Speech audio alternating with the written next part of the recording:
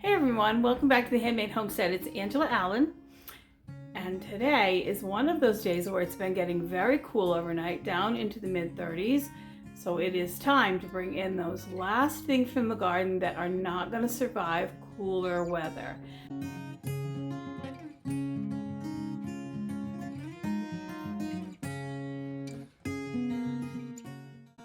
So I've got my dehydrator going. I have some calendula flowers up here.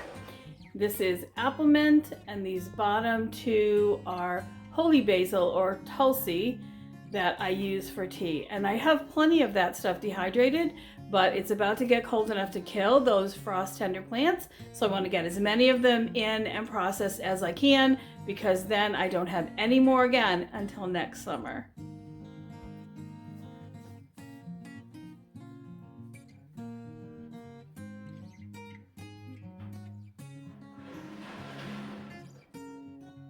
When I was first starting to learn to dehydrate, I would take every leaf off of every stem and put it on the dehydrator to dry it faster. But I've learned over time that if I just leave the leaves intact, put them on the dehydrator whole like this, and then leave a gap between shelves, then I can really fill the shelves right up. They'll dehydrate much faster, and when these are dehydrated, I will literally just crumble off the leaves into a container for dry herbs, and I don't have to spend all of that time plucking off the leaves. Now in this case, I think this one you can see it better. There were also a few really pretty echinacea flowers out there, and I just pulled off the petals just because they're beautiful and they will hold their color. And I'm going to mix that right in. This is apple mint. It's partially dehydrated, that's why it looks a little deflated. But that will just make a really pretty tea. It's healthy. It's not a lot of echinacea, but it's enough to really make the blend look really pretty. And it'll basically just taste like apple mint, one of my absolute favorite mints. Apple mint and orange mint and tulsi basil. These are my absolute favorite herbs that I drink most of the time. Blackberry leaves with cinnamon sticks and whole blackberries is another one of my favorite teas. If you haven't tried that, you should try it. It's a really great winter tea. This part of my chores for today is done. Let's see what else I have to do.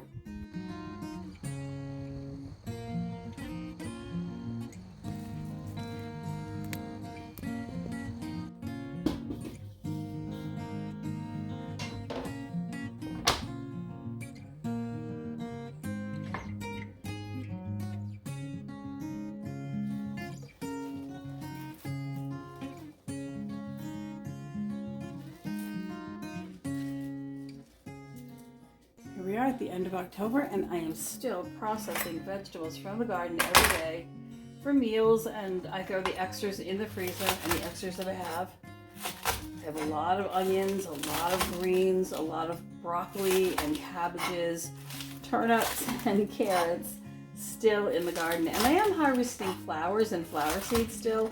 Those are something that are super important. Now onions, I'm just cutting these up. I'm going to put them in a little container with a lid, throw them right in the fridge. Has to be a sealed container so my whole fridge doesn't smell like onions. But these will be the onions that we use for the whole week, or at least for the next several days in cooking, since I don't use bulb onions. Love them, I love them, but I'm not tolerant of the sugars in them. I can't eat them. When I eat them, it feels like having food poisoning. Same thing with garlic. I can eat garlic greens, but not the garlic bulbs. So I do the same thing with garlic greens when I have them, or garlic scapes too, but most of the time I just use garlic infused olive oil. It's the same thing for onions, so that's all set. That goes in my fridge, and then all week long I can just add green onions to anything that I want an onion flavor for. Let's see what else we have in our bowl. This is celery tops. I just grabbed them because I love to use them in soup and stuff. I'll put these in a baggie with some paper towels once I get them dried off. And the rest of this bowl is full of a few little heads of broccoli. There's a lot of broccoli side shoots coming up now. The rest of this is Swiss chard and baby kale. And that will just get chopped up. Some of it will go into something like a spinach pie or greens. I use greens for that. The rest will just get steamed and put in a bowl, and we'll eat it as a vegetable side, along with the broccoli and the broccoli greens that are in here too. So there's still stuff to do in the garden.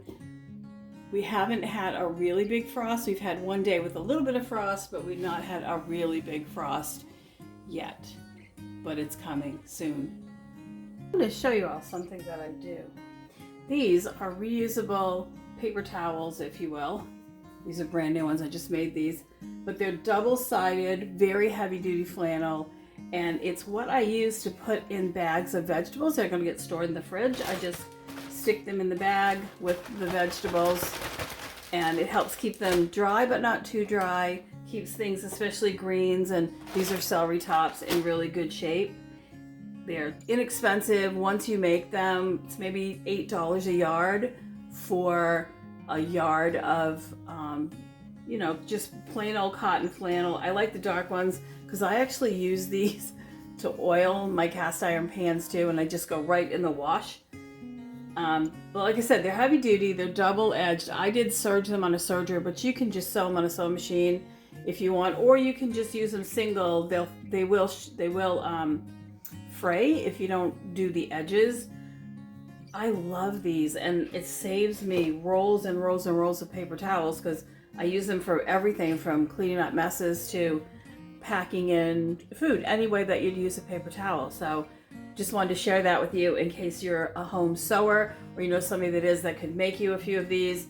You know, 1 yard of flannel is going to give you maybe, depending on what size you cut them, is going to give you maybe a dozen of these double thick ones. They also make really good cleaning cloths for your house if you want to use them for that.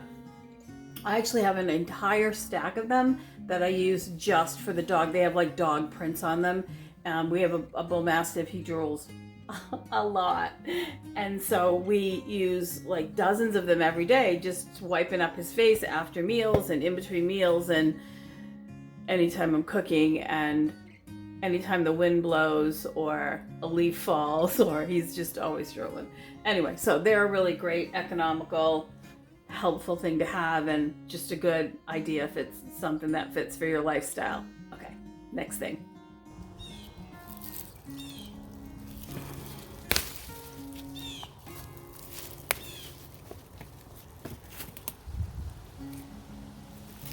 Well, we are out here in the garden, and we are going to harvest a bunch of zinnia seeds and maybe some other seeds too, but zinnia are what are on my mind. It's not this part that the seeds are in. The seeds are actually at the end of the flower petals. So let me pull out some flower petals. You see that? Those little things at the end, these right here, these are the seeds. So you want to harvest dry flower petals. See, there they are. So what I do is I just take off the whole head. Then once it's fully mature, this one's just maturing. I want to live that a little bit longer. You want those inner flowers to be really out there, like these. This is a good example. And then I just pluck off the entire flower head, and then I put this in a box and I let it dry. And when it's all dry, I rub out the seeds. Some chaff, some of the petals will land in that mixture too. And it's not just that I'm good for that, I like that. Because when those little flower petals all mix in with your dry seeds, it bulks up the seed mixture, and it makes it much easier to plant them next year and to be able to space them out better. Because when you grab a handful or a pinch of those seeds and you scatter them around, you'll get some chaff as well as the seeds, and those will spread them more thinly in the garden, so you don't get huge clumps. You don't have to thin them after, and you can see 1 or 2 zinnia plants. Let's look at the bottom. 1 or 2 zinnia plants gives you a lot of really beautiful long-lasting flowers in a lot of colors.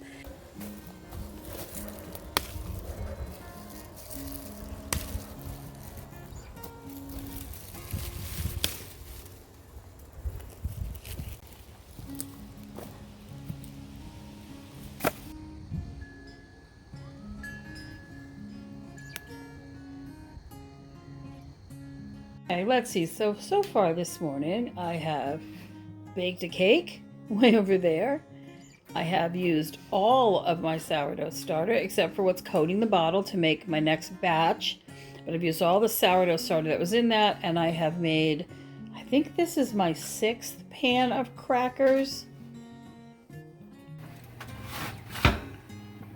I have spinach pie, or spanakopita, with Swiss chard instead of spinach, and a really good sheep and goat's milk feta cheese in it. That's going to be delicious, so I have that going. This is just another pan of crackers.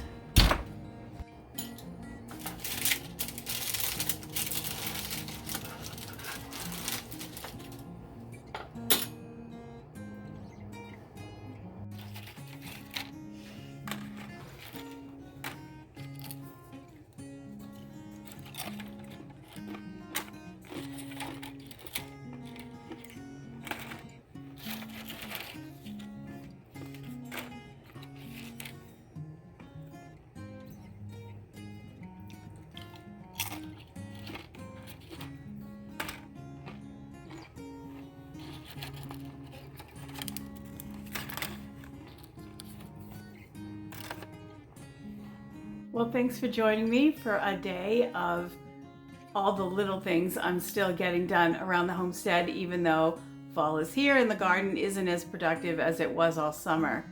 You can see it's still productive, and I expect it to be well into freezing weather, even into maybe November, December. And we are in New England in the United States, so it does get cold here and we do get snow. So we're gearing up for that. And I am, as always, grateful that you're here. Thank you for liking, subscribing, for commenting. I love all your comments. I have a couple of subscribers that are very special to me. They always watch my videos. They always comment. One of them is a lady whose handle is VEEVEE, and I always love her comments and her participation. She's a wonderful person. And yeah, thanks so much. I just wanted to give a shout out to her, let her know that she's so appreciated. And I will see you next time. Bye.